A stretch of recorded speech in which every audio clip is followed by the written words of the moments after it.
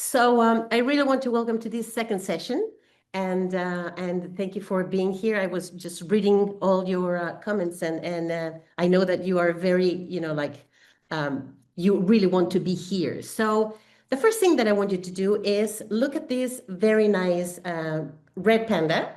Her name is Ruby, and what do you think she's doing? Look at her, and what do you think she's doing?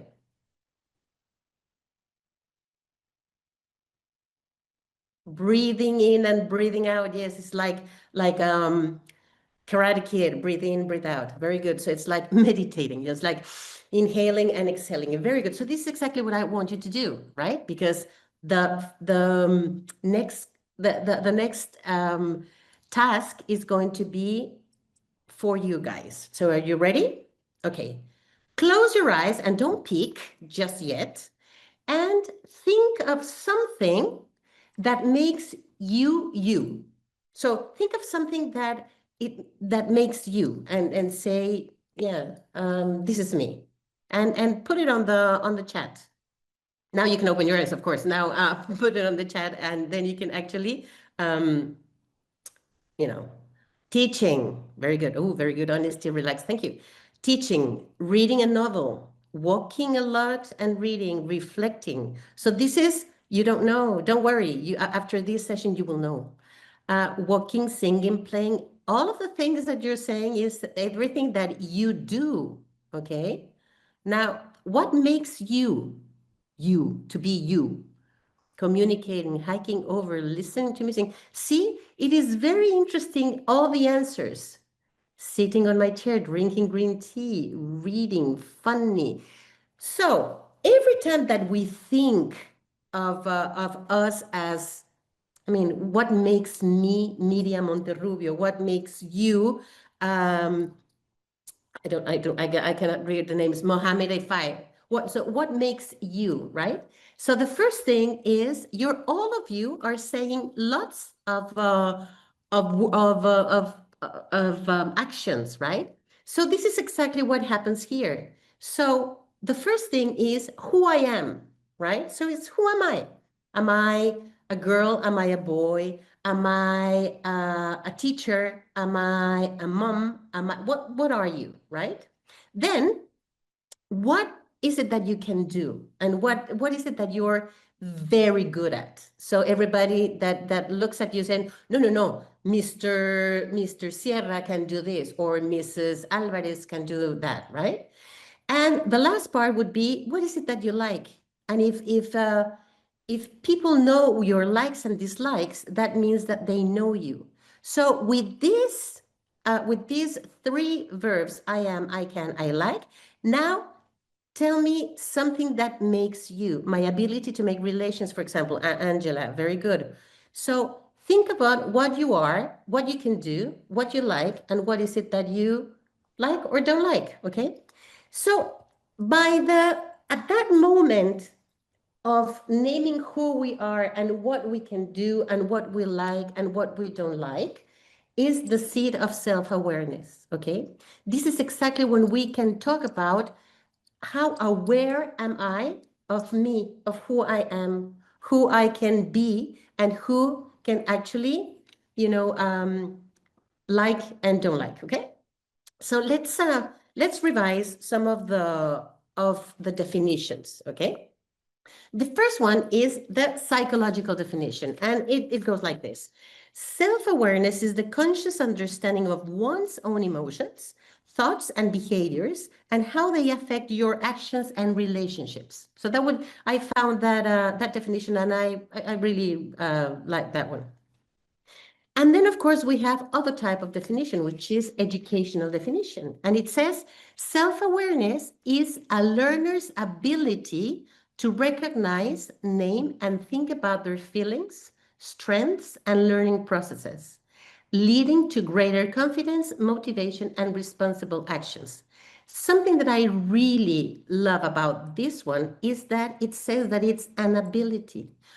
So that means that you can learn an ability, right? So there's a skill here that is going to evolve, right?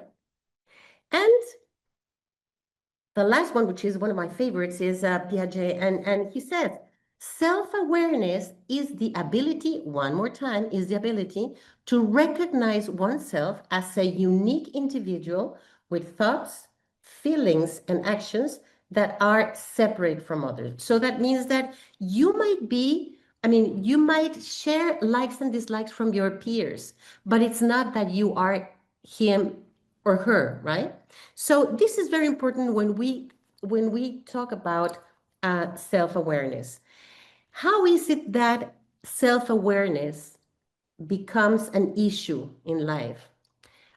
In the last talk that I was giving, there was a comment from a teacher, and she says that everything that you learn comes the very first part from your ears, right? It's like listening, and I agree completely. All of us are language teachers, and we know that if you want your students to speak a language correctly, they have to listen to the language, and then little by little they will be, like communicating with the language. And one day they're going to start reading, and then one very fine day they will keep on writing, right? So, but what is it? How does it start? And it starts, the self-awareness starts at home, right? From the I mean, from when you are very, very little. And I want you to picture this, okay? There are three types of, they're not steps, but they are layers, okay? So the first layer is body awareness. The first thing that a kid does is look. They're looking at the mirror like Vanessa's son. So they're looking at their mirror and they go like, ah, who is that? Who is that boy or girl, right? So they look at you, they just go back again to the mirror and go like, ah, so that's me. They start, like playing with the mirror, and they are actually looking at themselves. So the first thing is, what am I like, right? It's like, I am tall, I am a boy, I have black hair, my eyes are green. And if we talk about, like language, every time that we talk about this type of subjects, I relate this to language learning and language acquisition with our kids, right? So if you're teaching the parts of the body, that would be a very nice way to reinforce self-awareness in your kids, right? So it's like, I am tall, I have black eyes, I have long legs, I have whatever, right? The second, like the second layer would be emotional awareness. Now I know what I am. I mean, I know what I am like, right? So it's, if I see myself in a picture or in a photograph, I recognize myself, right? I recognize the others, but I recognize myself. And then the second part is the emotional awareness. It's like, how do I feel today? It's not, and this is something that happens in English with the verb to be. I am happy, right? But why are you happy? I am a happy person, but I feel happy when dot dot, and then you can, like complete the answer, right? So when we talk about feelings, is I feel sad when, it's not that I am sad all the time. It's not that I am hungry. I feel hungry because I haven't eaten in 5 hours. Or I feel hungry because I heard the recess bell and I know that it's time for eating lunch. I feel scared when, but it's not that I am scared all the time, right? So that would be like the second layer of self-awareness. And then we have the third layer, which is reflective awareness. So it's like, what is it that I can do? What is it that I am good at? And within this knowledge, the kids are going to go like, oh, I know how to draw. I know how to hold a pencil and I can draw a circle. I can color a circle. We're talking about young learners. We're talking about very, very little kids from 3 years old, 4 years old, 5 years old. If you have these kids in your classroom, and even in nursery with 2-year-olds, and everything that you tell them, they are going to introject that message into their little brains, and then they're going to have these beliefs on their own, right? So let's picture this scene, okay? We don't teach our kids how, I mean, they don't teach this is who you are, or this is, we're not they're not just going to discover who they are just by what you say. they're going to be discovering who they are because they are doing and they are listening and having reinforced on that behavior or in that action, right?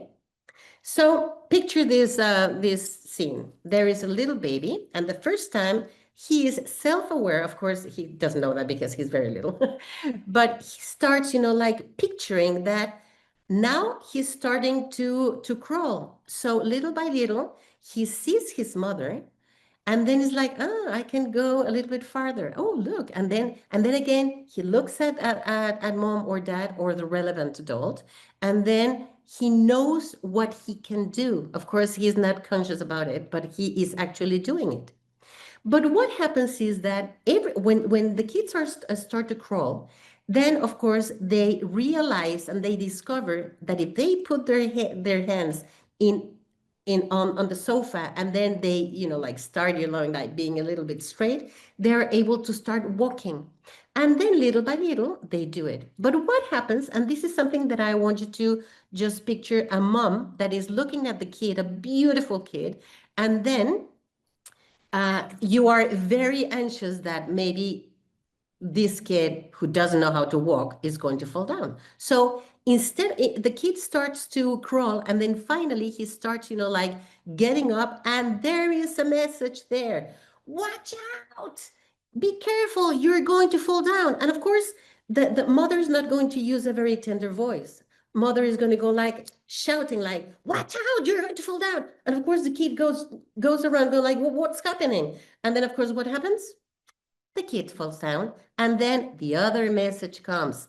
I told you, with a very sweet voice, I told you, honey, right?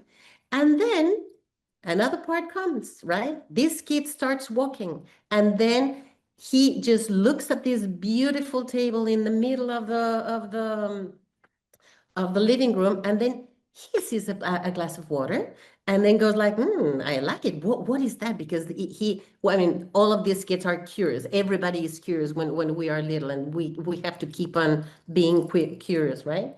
And then the kid looks at this, and then what happens? The very first part is like, watch out, you're going to break it. And then of course the kid again, because the voice is usually not very, like nice. And then the kid goes like this and goes like, I see, I told you. I mean, what part are you not understanding, right? So this kid says, oh, this person has a magic wand. She knows what's going to happen. So that means that I have to believe in everything this person says because she knows. I mean, and little by little, you are going to start, like this kid is going to start to understand that that person and every adult knows what happens, right? Another situation. Your kid wants a tangerine, right? And then he comes to you and says, oh, can I have a tangerine? And of course, mommy says, yes, of course, let me peel it for you, okay? And then here you are, now eat it. So what do you think that the kid understands? I am not ready to peel the tangerine on my own. Why is it that my mother is always doing things for me? And of course, it's very nice that the kid just looks around and then is like, oh, bibi-di-babi-di-boo, I have everything that I want, but just asking or by just making a face, right? So this is very important to understand because you know that all these messages that we are actually recording into our students' cassette. Well, of course, for those of you who don't like cassettes, yes, I don't like when parents make their kids dependent on them. And this is exact. And these are these little behaviors and these little situations when you tell your kids, you're not able to do it. Let me do it for you. And remember, this is with love. It doesn't mean that parents want to be mean to their kids. This is love speaking in a very not educational way. So Jack Canfield is a neuroscientist, and he wrote Chicken Soup for the Soul. It's a very nice book. And he says that before the age of 10, children hear around 475 negative messages. It doesn't mean that you're dumb. It's not those negative messages. Well, some of them is like, yeah, it's sometimes just like, how on earth can't you understand who am I talking to? You're not listening and all these things, right? For every 70 positive ones, that's 7 negative recordings for each positive one. So we're not our students' parents, but we are our students' educators, and we are there to teach English, to teach Spanish, to teach science, mathematics, but we have to teach them and, transform those little kids into what they are going to be. It's like our work, right?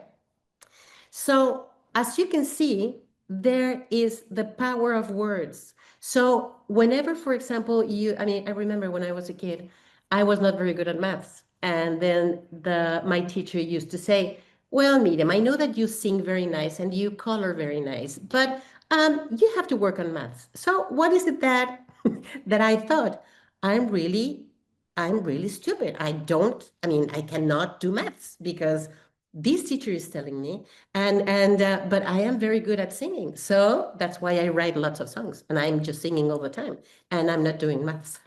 But this is something which is important, the power of words that relevant adults have on little kids, right? We are those relevant adults. And of course, we have 45 kids in one class, 50 kids, one kid, 7 kids, and sometimes it's a little bit difficult, but we have to have this into consideration every time that you walk in the classroom, okay? So what is it that we can do in the classroom? There are very little situations that we can, because the education itself is at home. And here we have to understand that it's knowledge plus the continuum of that education that sometimes doesn't happen at home. But we have to do it, right? I think parents and teachers have to encourage students to be independent to be successful in the future. Your humble opinion is wise, is very good. Those are wise words, Jacqueline, because this is exactly what education is all about.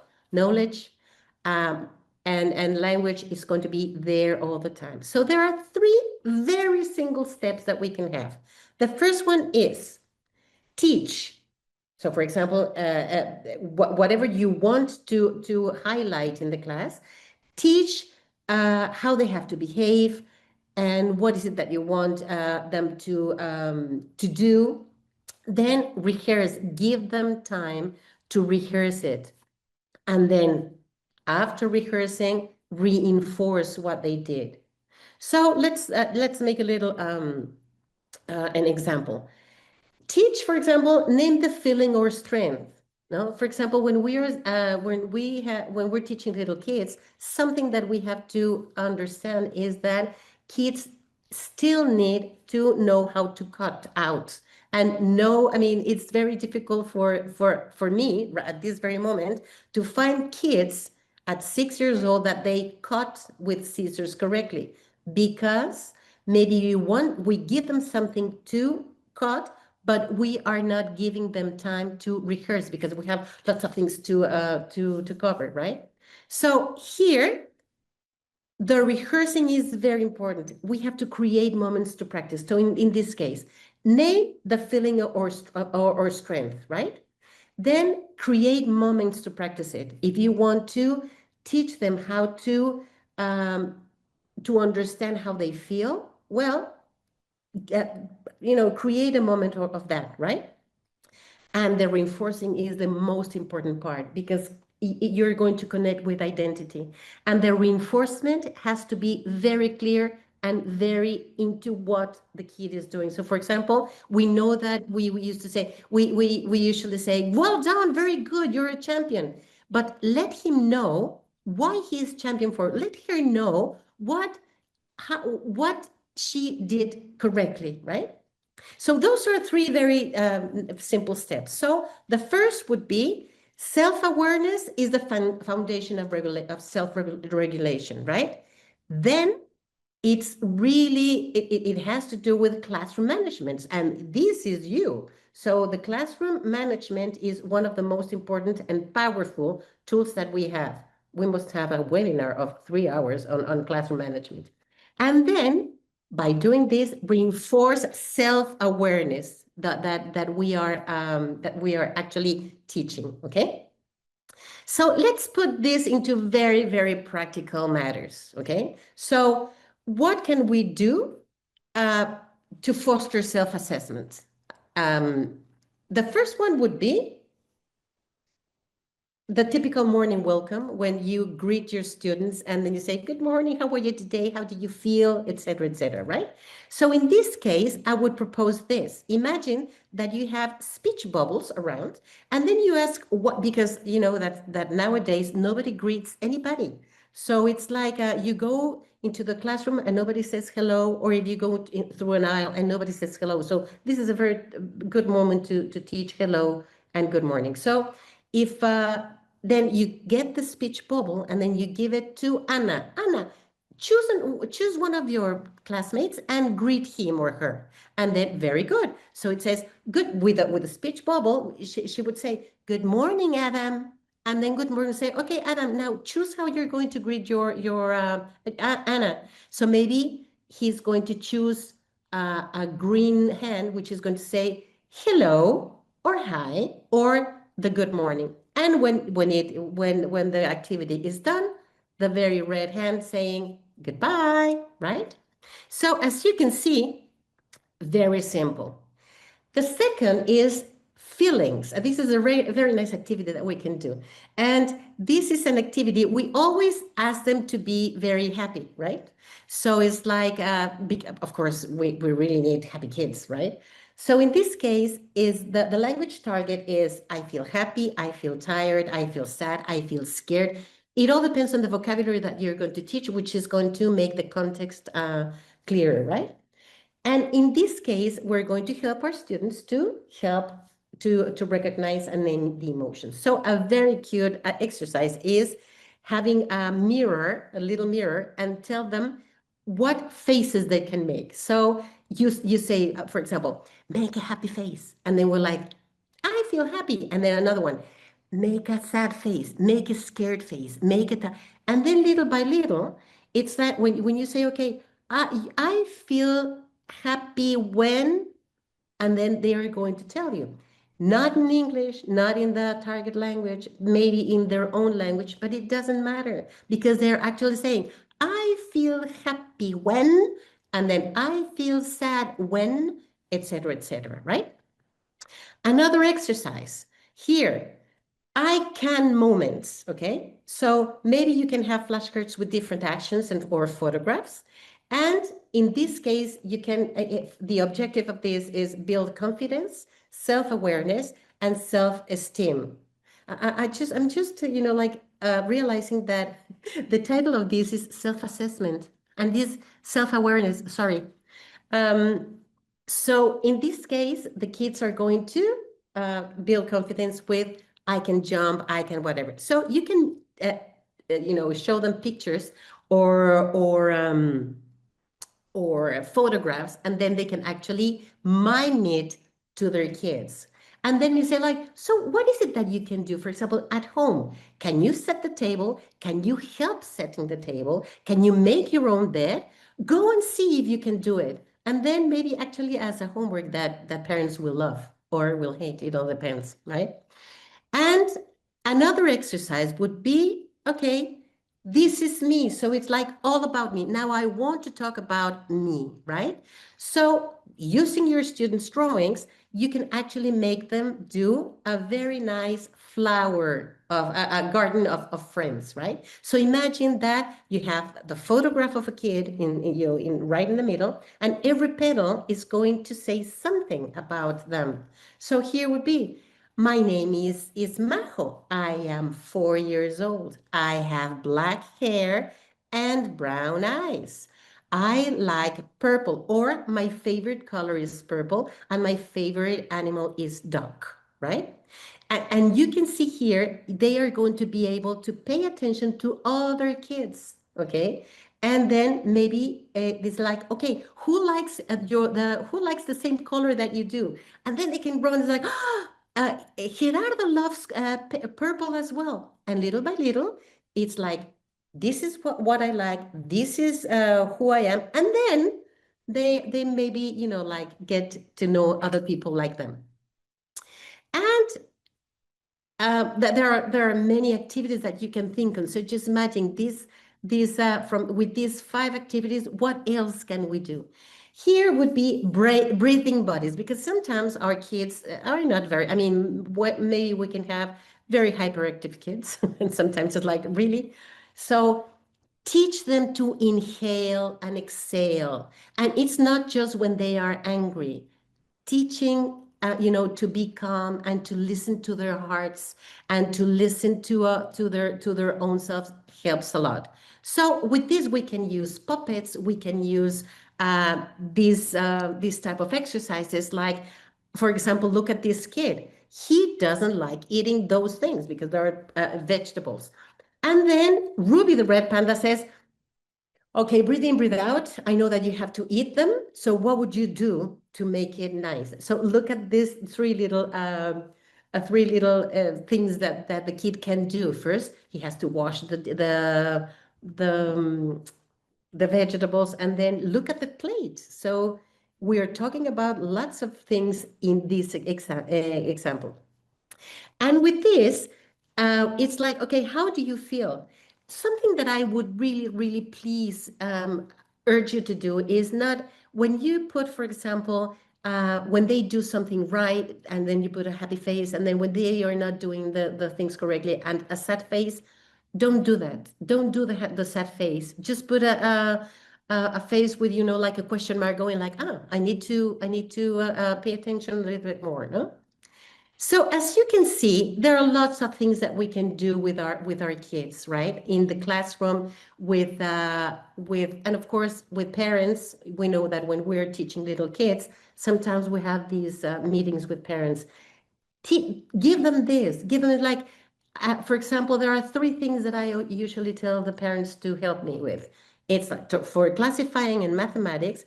It's like when the clothings are clean, get them classify the socks of the family and put the socks in every single class, in every single classroom, in every single bedroom. There are lots of things that we can do, right? So something that you have to remember after today, let's remember that every routine, every story, every word we say is shaping how children see themselves.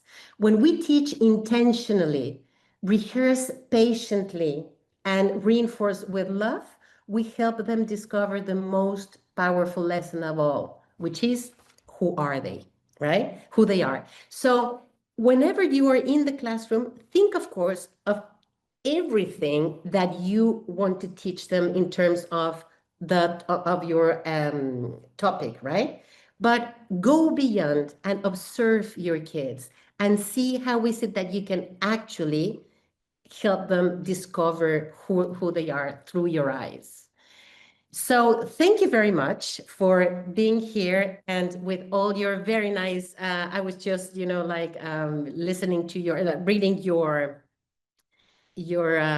comments, and thank you for all those loving hearts and clapping hands. Thank you very much. It feels so very nice. Thank you very much. Thank you, Myriam, very, very much indeed. What a talk. Thank you. Thank you. Thank you very much. Look at all those emojis you're getting. No. I feel this is so good for my self-esteem. It is, isn't it? Everyone, keep them coming. Keep them coming. That's so beautiful, really. Thank you. Thank you. Thank you, Myriam. It's really, I mean, oh, look at this. Now without my presence, it's so nice. Thank you. So Thanks, much. Myriam. Okay, so we haven't got any questions through yet. If you've got a question for Myriam, feel free to pop it in the Q&A. They were gripped, Miriam. But if you could offer one thing you'd like people to walk away with today, they've got a lot of information coming to them today. They've got your talk and they've got Vanessa's already, and they've got one more from Michelle. If you want them to take away one thing practical, what would it be? Come on. Say what I'm thinking. Say what I'm thinking. The question was actually for you, Miriam. For me. Yeah, I mean, everyone else, feel free. Actually, no, good point. Everyone in the chat, what are you going to take away? One practical thing from Miriam's talk. Miriam, if you want people to walk away with one thing in particular to make the biggest change with an action, what would it be? I would say use your words correctly. And whenever if you are feeling tired, scared, angry in front of your kids, breathe in, breathe out, and use the words that your kids are going to listen from you. Yeah. Okay, thank you. What do you think, everyone? Encourage your students to be honest with your kids. Yeah, and something that you're saying, be honest with your kids. You can actually tell them, you know what I do for when it's like, I feel scared. You know when I feel scared. I feel scared when, and then use yourself as an example of why is it that you're scared or happy or what makes you. For example, I usually tell my students, you know something, today I was very happy when I came into the classroom, but guess what? I am the happiest teacher of the school because you were able to color and within the lines. I mean, and then of course they would be like, oh, really? So what is it that they do? As you are the relevant adult, they go like, Yeah, huh? yeah, I am going to do that. So the power yeah. of words. Absolutely. And yeah, as Rush is saying, and your body language, because if you say, very good, you're doing it correctly. Thank you. Okay. The kids are going to go like, what? What No, is she meaning? No? bring your energy. Bring whatever energy you've got. Give it. Give your energy to the class. Exactly. Exactly. That's it. That's the only thing that we can do. Someone was mentioning be honest, actually. Be honest in the chat. Be honest with them and, tell them, be honest about yourself. But there is, I find, as a teacher and a parent, that there's a line when isn't there? Isn't there a line where honestly may not help the situation? Is Yeah, that fair to say? no, yeah, that's a very good thing that you're saying, Will, because sometimes when I see these TikToks and these like, okay, tell me what is it that you're feeling, or I am sorry that I shouted at you. No, no, I'm sorry. If you're doing the things intentionally and you're doing the things correctly, I mean, you have to be honest, meaning that I am teaching you and I'm educating you with these straight lines. I mean, yes is yes, no is no, Mhm. silence is silence. Whenever, for example, you want to watch a movie and then your kids come and say, and then they start, like playing in the living room, you say like, no, if you want to be here, you have to be silent. If you want to be with me, I am watching the television, I'm watching a film. And then they have to understand that they have to choose. Mhm. It's like, if I want to be with my mommy and she wants to be happy, of course, I have to be quiet and playing here. If I'm going to speak, I have to go to another place.